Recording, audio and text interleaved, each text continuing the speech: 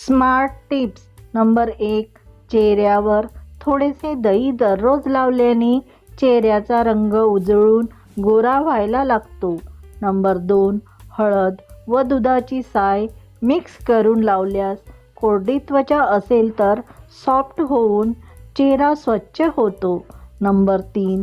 केस silkie आणि shine करण्यासाठी एक अंड्यातील व्हाईट बल्क घेऊन त्यामध्ये बदामाचे तेल मिक्स करून टाळू आणि केसांना लावावे.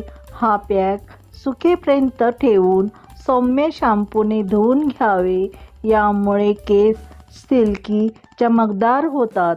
अशाच उपयुक्त नवनवीन किचन टिप्ससाठी मीनाताई किचनला प्लीज सबस्क्राईब करा.